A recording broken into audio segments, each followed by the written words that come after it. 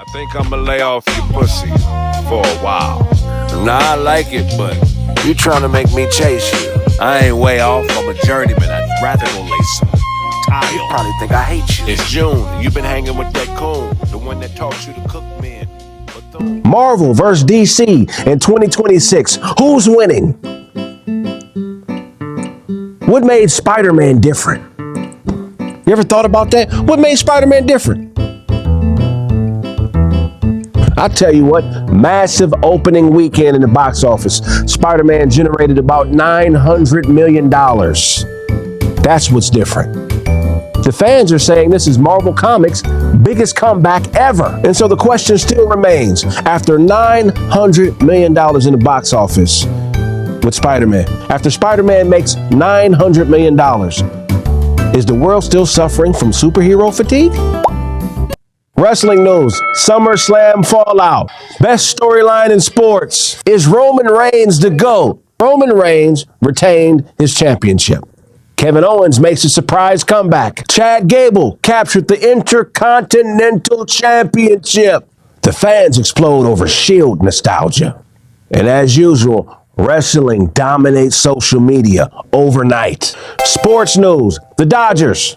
Major League Baseball playoff odds shifted tremendously.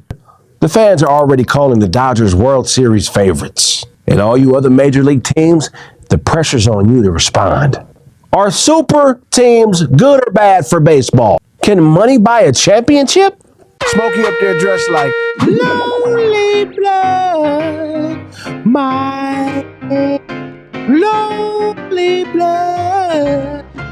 Don't you know Damu and pie? Smokey up there dressed like lonely blood. Man, oh negative. That man looked like an active transplant fluid. Like like he about to go jump in a body that need a transplant. You know what I'm saying? Man, that is the original out. That used to be white, and then he fought with it in the Civil War. All that is the fluid that came out of the stab wound from the bayonet that he took from a Confederate soldier when he got his freedom. Smokey is a legend. I hate to roast Smokey, but I feel like some of the younger generation, y'all don't really understand the career, the accomplishments, the importance of Smokey Robinson. I got to put y'all up on game, man. Smokey, man. Check out the dance moves one more time. I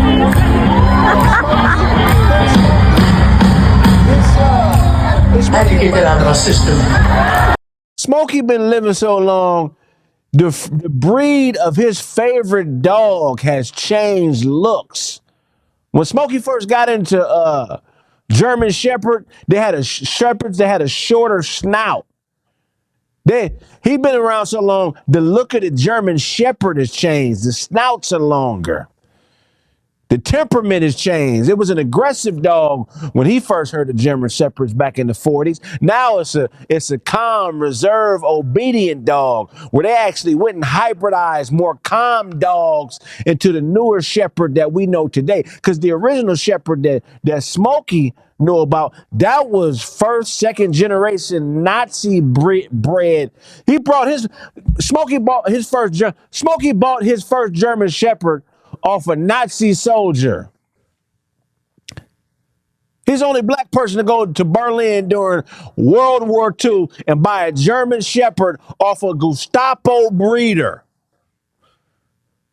I'm telling you right now, Smokey traded $10 of licorice and 4 penny candies for a German Shepherd puppy with a Gestapo soldier that bred German Shepherd. He got his first Shepherd off a Nazi naval base in Germany when Germany and America was still cool before the war started. Like, Smokey has been around a long, long, long time, man.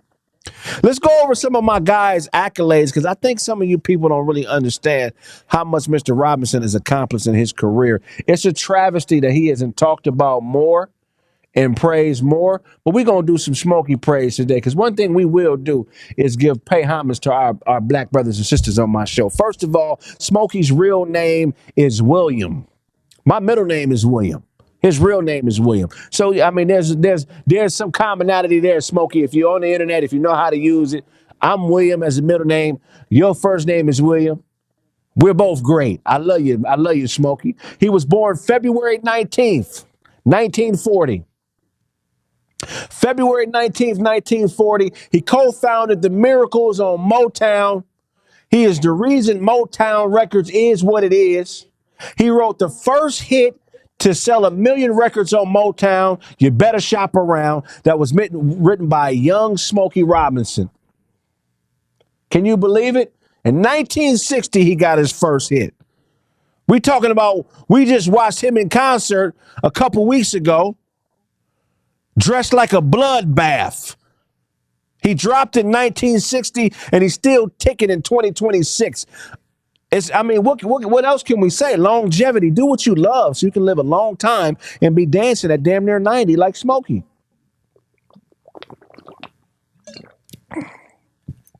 Here's why I grind so much, do comedy, stream every day. Smokey wrote 4,000 songs in his career. He has 4,000 songs published.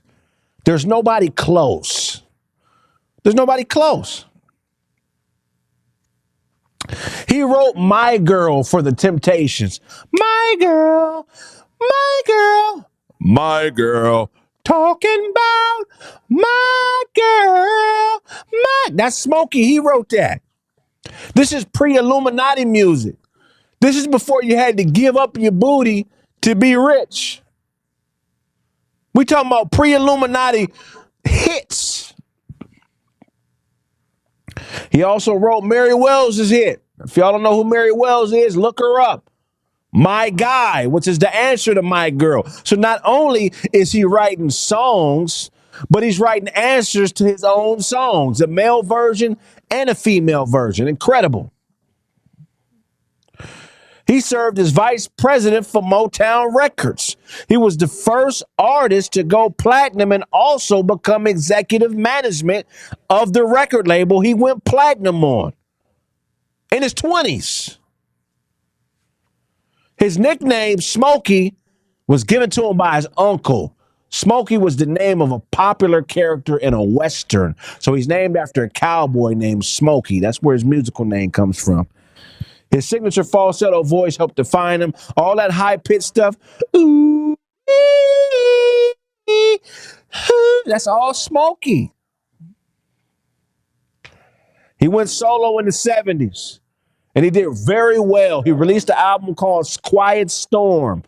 Quiet Storm was such an influential, smooth album that radio named segments of radio after Quiet Storm. They call them the Quiet Storm segments. That's normally when you play the cool, smooth R&B. It's called a Quiet Storm segment.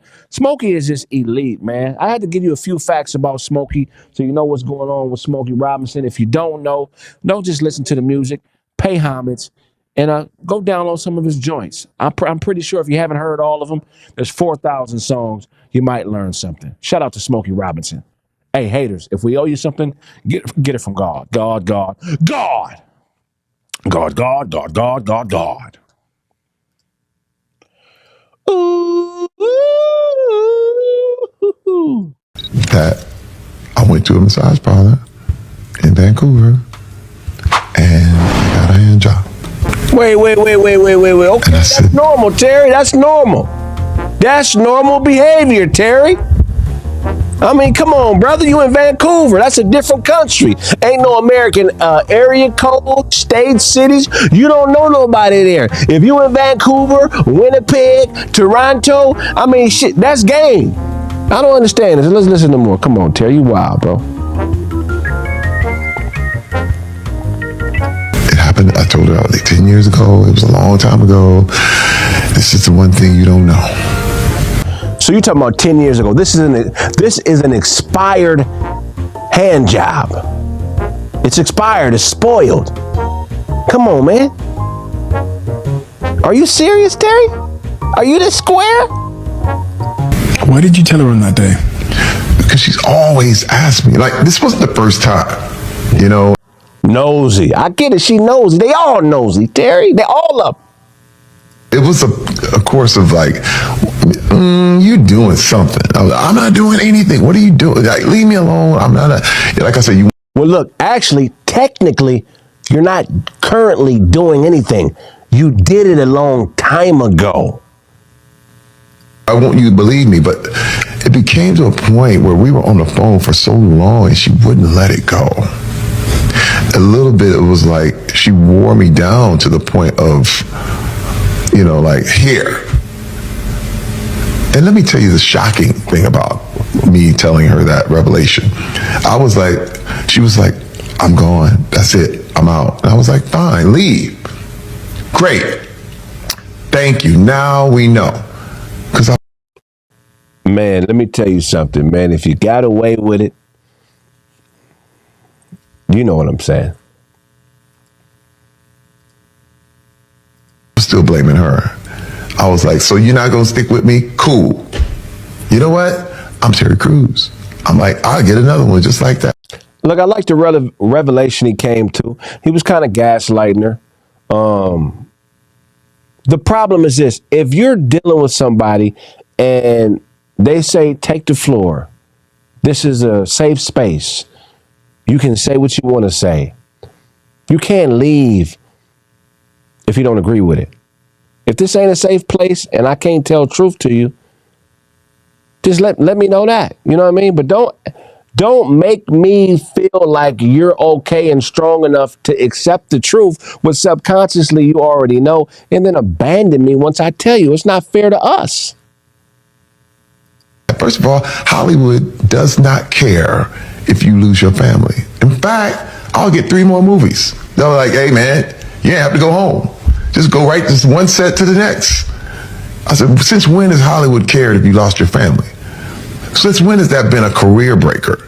Never.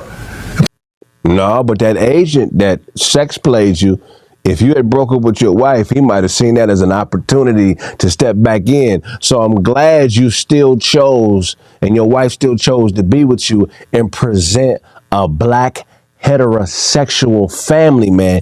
Because if y'all would have broke up, it would have seemed to others like that sex play was working on your subconscious, Terry. So I'm glad you're a strong, resilient man and you and your wife stayed together, because it may not have looked how you thought it looked to everybody else once you said what you're saying right now. I'm glad you stuck with her, dog. Much respect. You get a divorce, that's just par for the course. And I was like, cool, you can't handle it. And I had all kinds of excuses where, you don't understand my upbringing. I got a high sex drive. This fame. You look at all the women I could be having. None of that stuff worked, man. What did you tell her? Wow. There's a lot of pressure being an entertainer, and my response may not be what you thought it would be. Check me out. My guy, Terry Crews, I love him, man, but he's full of jive, man. He admitted to his wife he got a hand job. Stop lying, Terry. How many hands? Come on. I know it's a round of applause worth of hands. It ain't no way that one hand job is all. Come on. And you went to a whole different country and got a hand job. Look, man, that's called situationism. I don't know if you're familiar with situationism. That's just basically where the situation you're in will determine your behavior. There's no way he just got a hand job. He's been married to this woman for 20 years. No! Ain't no way it's one hand job in 20 years. I'm going to tell you why Terry cheated on his woman with a hand. I'm going to tell you why. It's because of the Lucifer effect. Look this up. The Lucifer effect. 7 principles of the Lucifer effect. Small compromise. It seems small, seems itty bitty, but it's a small compromise has happened. Blind obedience. Blind. You just going with what everybody else say goes. Just blind obedience. You're blind to it. You're blind. Group pressure. Yeah, everybody else doing it. Don't nobody else think he deserve it. Everybody. Group pressure. Us versus them. You've been around this before. The us versus them mentality. You've seen it. Power without accountability. The more people involved with the situation, the less personal accountability you feel, the less feelings you feel towards the person. Dehumanizing others. He ain't like us. We the elite. We the ones. We're the elite. Dehumanizing people. And believing you're justified. They not like us. I'm 6'3", he's 6'3". I'm rich, he rich. He play ball, I play ball. I do my eyebrows, you do your eyebrows. We're justified. We got to protect our own kind. These are the 7 steps of the Lucifer effect, and we all fall victim to it. Move back! Move back! No!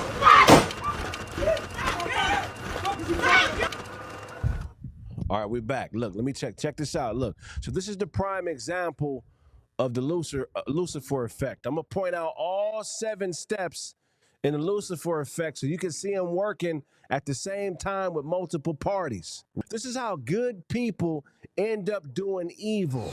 Check this out. This is a girl. She's in her house, her apartment with her new dude. Her ex-boyfriend is at the door trying to get in. This is how it unfolds. Check it out. Get the fuck out! Move back! Move back! Fuck is he talking about? No, tell his bitch ass get the fuck out!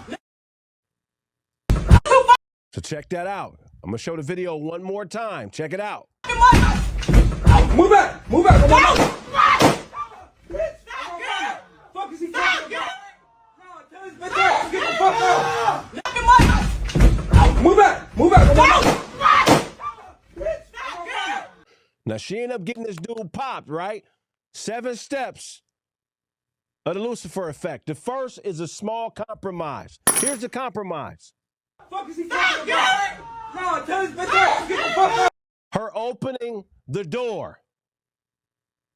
She opened the door. She was never supposed to open the door. She's already in an agreement with another man. Her new loyalty should be with the guy she's in the house with. But no, she made a small compromise because she was doing some foul stuff. She still had feelings for another guy. She thought she could talk him out of doing the bullshit he was there to do. No, you compromise your agreement with this new guy.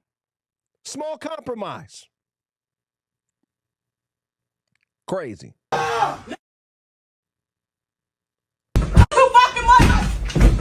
back! Move back! Right. Now look. Blind obedience. She had the opportunity to show her obedience to either the ex-boyfriend or the new guy.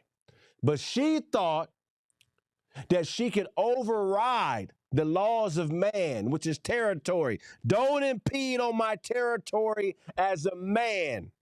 This other guy's trying to come in and do something. I don't know if he means me harm, but look, your blind obedience, your subconscious obedience to the previous guy made you disobey me and obey him. You put yourself in harm's way. She could have been shot because of her blind obedience to the ex. Crazy.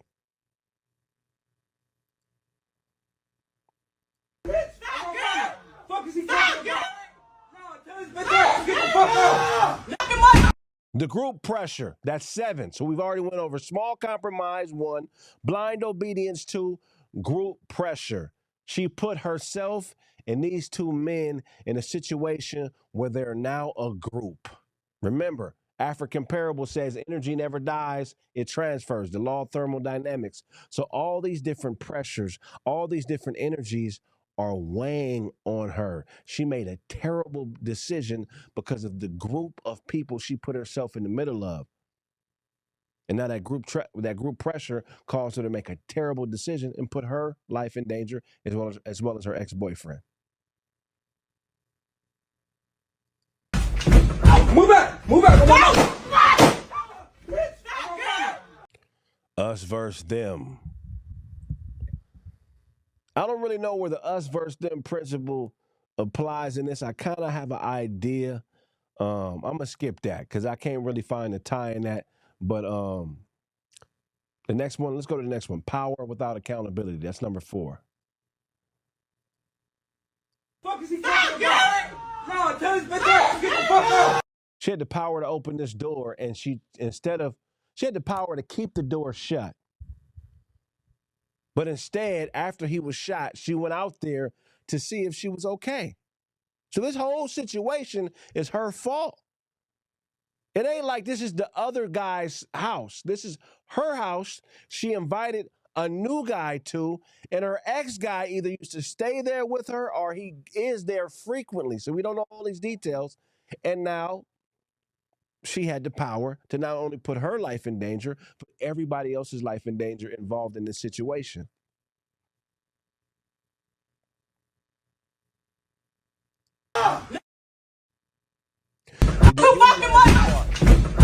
Number 5, these aren't men with rights to her. These are men who she uses to satisfy her needs when she's lonely, when she sexually needs company. These are men, these are subjects she's using to satisfy her need and feed her ego. She dehumanized them a long time ago when she put these 2 men in a situation that they didn't agree to. If anybody was murdered, she should be complicit in the murder. If there's any charge that the shooter is charged with, she should be charged with as well.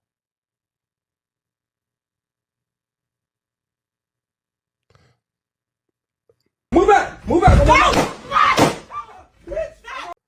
And the very last principle of the Lucifer effect is she felt justified. She felt like she could do this because this is her house. This is her vagina. These are her feelings. I feel alone and I should be able to have company even though I got a crazy ex-boyfriend and a new boyfriend that'll pop him. See, there's so many things that happen in this, but you can see in real time how when the Lucifer effect takes hold, good people can make terrible decisions. If I owe you something, get it from God. God.